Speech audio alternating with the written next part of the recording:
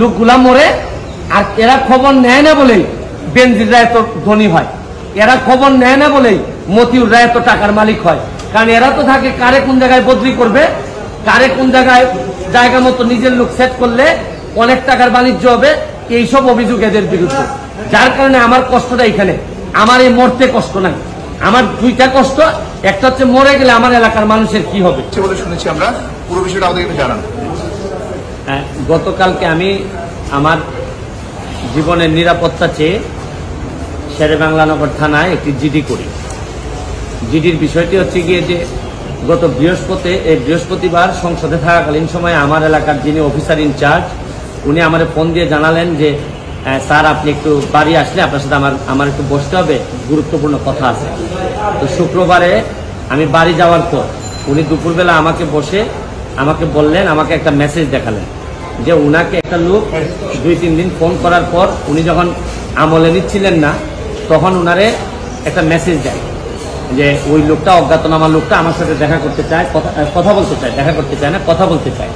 তো ওসি সাহেব আমলে নেননি। পরে যখন মেসেজটা দেখছেন, যে মেসেজের মধ্যে আছে দেখা যাচ্ছে যে একটা কন্ট্রাক্ট কিলার গ্রুপ যারা হায়ার করা হয়েছে তারা নাকি অ্যাক্টিভ, তার বক্তব্য অনুযায়ী। তো ওসি সাহেব আমারে উনার ফোন দিয়ে ওই অজ্ঞাতনামা ব্যক্তির সাথে ফোনে ধরাই দিল। আমি কথা বললাম, কথা বলার পর যে জিনিসটা ওরা জানাইলো আমাদেরকে, ওই অজ্ঞাতনামা ব্যক্তি সে নিজেকে আইডেন্টিফাই করতে চায় না, সে তার অ্যাড্রেস বলতে চায় না। সে বলে যে আমি নিজেও ওই কিলার গ্রুপের মেম্বার ছিলাম, যখন আপনার নামটা আসছে আপনাকে হত্যা করতে হবে, তখন আমি বলছি যে না আমি এটা পারবো না, কারণ উনি ওই লোকটা সিলেটি, সে আমার কাজকর্ম সম্পর্কে জানে, এই জন্য সে কোনোভাবে রাজি হয় নাই। তখন সে বলছে যে আমার বিষয়টা হচ্ছে গিয়ে, তার বক্তব্য অনুযায়ী আমার বিষয়টা হচ্ছে গিয়ে আমি আপনাকে একটা ওয়ার্নিং দিচ্ছি, আপনি এই 2-3 দিন আপাতত ঘরের বাইরেই যাবেন না। তো এটা শোনার পর আমি নর্মালি এর আগে অনেকবার আমি মৌখিকভাবে বা আমার পিএস এর মাধ্যমে বিভিন্নভাবে আমি থ্রেট করি, এগুলো আমি আমলে নেই না, কারণ এগুলা সামনে বললে একটা প্যানিক তৈরি হইতে পারে, এই জন্য আমি কখনোই সামনে নিয়ে আসি নাই।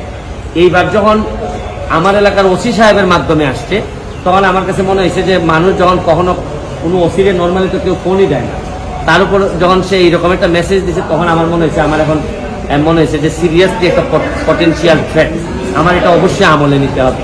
তো এই জন্য আমি ওই দিন পরের দিন সকালে আমি ঢাকা চলে আসি, সংসদ ভবনে চলে আসি। এসে আমি এর ভিতরে আমি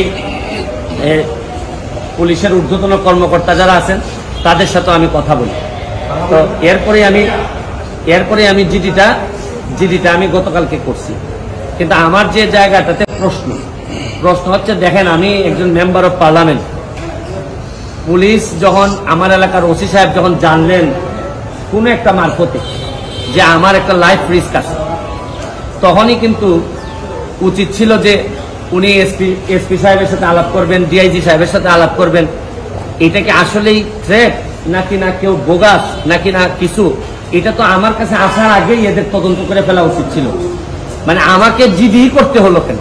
প্রশ্নটা হচ্ছে গিয়ে যে আমার থ্রেটটা তো আমি জানি না, জানছে প্রথমে ওসি সাহেবের পরে এটা এসপি ডিআইজি ওনাদের কাছে যাবে। আমি জানার আগেই ওনারা আমাকে প্রোটেকশন দিবেন, আমাকে পরে জানাবেন যে এই থ্রেটটা যেটা ছিল এটা রিয়েল অথবা ফেক। ওনারা আমাকে বলছেন, ওসি সাহেবের যতটুকু ব্রেইনে ধরছে উনি ধরছেন, আমাকে বলছেন, আমাকে জিডি করতে হয়েছে।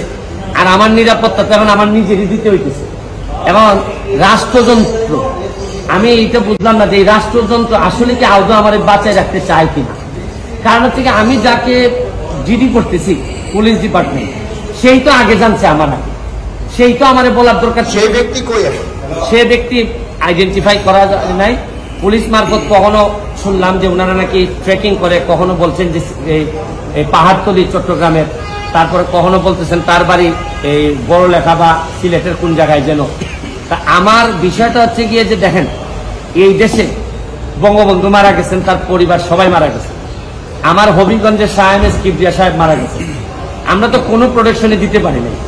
আর আমার বিষয়টা এরকম হয়েছে যে এই পুলিশের ভূমিকা দেখে মনে হইতেছে যে পুলিশ মনে হইতেছে যে একটা অপমৃত্যু রেকর্ড করার জন্য বসে আছে, যে আচ্ছা একটা মৃত্যু হয়েছে, নাইলে এই পর্যায়ে যাবে কেন। আমি কি করতেছি না করতেছি সব পুলিশ এবং এনফোর্সমেন্ট এজেন্সির নখদর্পণে থাকবে। কারণ এরা খবর নেয় না বলেই লোকগুলা মরে, আর এরা খবর নেয় না বলেই বেনজিররা এত ধনী হয়, এরা খবর নেয় না বলেই মতিউররা এত টাকার মালিক হয়। কারণ এরা তো থাকে কারে কোন জায়গায় বদলি করবে, কারে কোন জায়গায় জায়গা মতো নিজের লোক সেট করলে অনেক টাকার বাণিজ্য হবে, এইসব অভিযোগ এদের বিরুদ্ধে। যার কারণে আমার কষ্টটা এখানে, আমার এই মরতে কষ্ট নাই, আমার দুইটা কষ্ট, একটা হচ্ছে মরে গেলে আমার এলাকার মানুষের কি হবে, এইটা আমাকে কষ্ট দেয়। আরেকটা হচ্ছে গিয়ে যে এই দেশটা এমন ভাবে মরার জন্য ক্ষেত্র তৈরি করা হয়েছে যে আপনি দেখেন, আজকে আমার সকালবেলা আমার মেয়ে আমাকে বলে কি জানেন, কোন দেশে আছি, আমার মেয়ে আমারে বলে তোমাকে নাকি থ্রেট দিছে কে, সে আমেরিকাতে থাকে, বাচ্চা মাত্র বয়স 11। আমি বলছি হ্যাঁ আমি তো গুড ওয়ার্ক করি, এই জন্য ব্যাড পিপুলরা আমারে হুমকি দিছে। সে আমারে বলে there must be a line between good work and stupidity. মানে আমার মেয়ে মনে করে আমি যে গুড ওয়ার্ক করি, আমি যে অন্যায়ের বিরুদ্ধে প্রতিবাদ করি, এগুলা থেকে স্টুপিডিটি। কারণ আমি আর কি জবাব দিব তারে, কারণ সে তো তার মাথার মধ্যে এগুলাই আছে যে বাংলাদেশে যারা ভালো কাজ করে, অন্যায়ের প্রতিবাদ করে, এরা স্টুপিড। কিন্তু আমার মেয়ে অল্প বয়সী মেয়ে, আমি তো বুঝাইতে পারি না যে আমার জন্ম এই দেশে, এই দেশের মানুষের কল্যাণে আমি কাজ করতে চাই, কারণ আমার রক্তের মধ্যে এটা আছে, আমি করবো কি এটা। যে ধরনের প্রোটেকশন, আমি তো আর আগের ব্যারিস্টার সুমন না, মেম্বার অফ পার্লামেন্ট হিসাবে আপনারা আগের ব্যারিস্টার সুমনে ফেলে দিলেন, কিন্তু মেম্বার অফ পার্লামেন্ট হিসাবে আমার সিকিউরিটির আগেই আমি যে জিডি করা লাগলো, এটার জন্য দুঃখ প্রকাশ করতেছি। কেন আমি জিডি করবো?